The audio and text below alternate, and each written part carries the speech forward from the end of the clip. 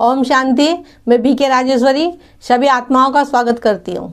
देखो, आज आप सबको ये बताऊंगी, हमेशा याद रखना कि ये दुख सुख हमारे जीवन का एक हिस्सा है। ये नहीं कि दुख आए तो घबरा जाओ, सुख आए तो उछल के अहंकार में आ जाओ। देखो, ये नहीं कि दुख आए तो आप टूट जाओ और सुख आए तो आप अहंकार में आ जाओ। दुख आए जब भी खुश रहो और सुख आए तो खुश रहो। हर परिस्थिति में एक जैसे रहो। और एक जैसा हम कब रह सकते हैं? जब हमें ज्ञान होगा, जब हमें ये समझ होगी कि ये दुख सुख कैसे आते हैं, ये दुख सुख कैसे काम करते हैं। लेकिन ये सब जब भी हो सकता है जब आपको ज्ञान हो, वो भी सत्य ज्ञान हो। नहीं तो यही भगवान को ही दोष देते रहोगे, भगवान को ही दोष देते रहोगे कि भगवान ही दोष देता है, भगवान ही दुख देता है और भगवान ही सुख देता है। नहीं तो जिंदगी भर भगवान को ही दोष दोगे।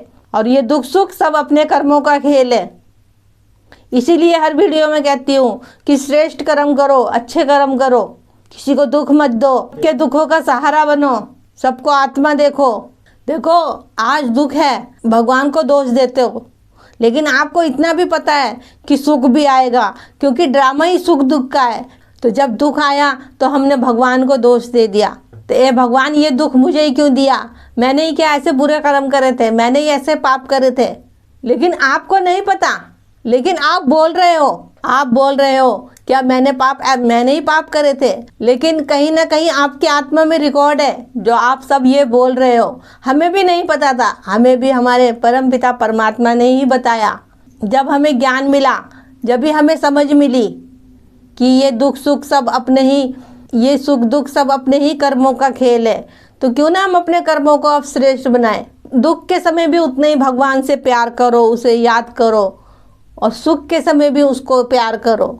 अब देखो, कोई अगर एक माँ बाप है, अगर उसका बच्चा बीमार है, वैसे वो मतलब सही था और दुख पड़ा, तो उसके माँ बाप उसे छोड़ थोड़ी ना देंगे कि अब उसको दुख बीमारी हो गई, बहुत ज़्यादा ही मतलब हालत ख़राब हो गई, तो उसके माता पिता उसे छोड़ थोड़ी ना देंगे, उसको और गले से लगाएंगे। क्यों?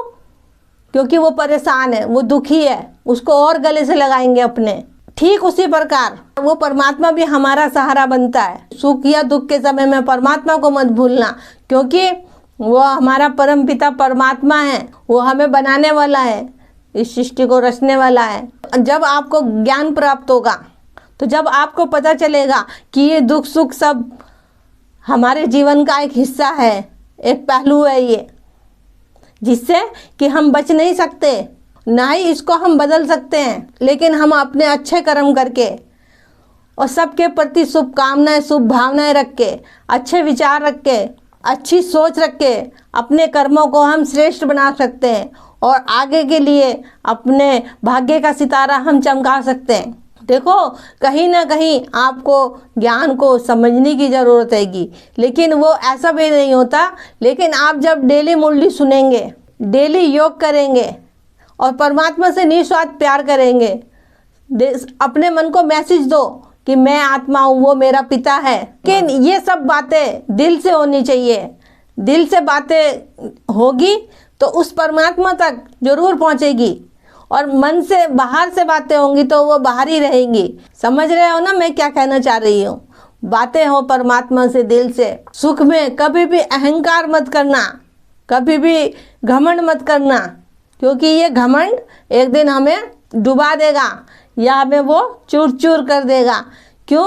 अगर आज हमारे पास रुपया पैसा है और कल को हमारे पास नहीं है, तो वो घमंड हमें एक दिन चूर चूर कर देगा। सुख और दुख में एक समान रखना थोड़ा सा मुश्किल है, नामुमकिन नहीं है। लेकिन इसके लिए वही है कि जितना जितना आपका योग पावरफुल लगेगा और बाबा के साथ आपका कनेक्शन होगा, उतना ही आप अपने को हर परिस्थिति में मजबूत पाओगे, चाहे फिर वो दुख की हो, चाहे फिर वो सुख की हो। देखो, जब योग करते हो तो अपने को ये मैसेज दो कि ये सुख और दुख मेरे ही जीवन का एक हिस्सा है, और इसको मुझे खुशी खुशी स्वीकार करना है, क्योंकि ये मेरे ही दुख सुख के कर्मों का एक हिस्सा है। और इसको मुझे अब, इसके लिए आपके मन का सकारात्मक सोचना और अपने मन का मजबूत होना बहुत ज़रूरी है। जब तक ये दो चीज़ आपके जीवन में नहीं होगी, जब तक आप इस सुख दुख के चक्र को नहीं समझ पाओगे। मैंने ये 2 वीडियो बनाई है कि अपने मन को मजबूत कैसे बनाएं और अपनी सोच को सकारात्मक कैसे बनाएं। आप मेरे चैनल पे जाके देख सकते हो। तो मेरा आज की वीडियो को बनाने का यही उद्देश्य है कि इस वीडियो को बनाने का यही उद्देश्य है कि आप ये सोचें कि ये दुख सुख मेरे ही जीवन का एक पहलू है और इससे मुझे घबराना नहीं है। तो ठीक है, परमात्मा मेरे साथ है और आगे अपना श्रेष्ठ कर्म करते रहो, सबको दुआएं दो, सबके लिए अच्छा सोचो।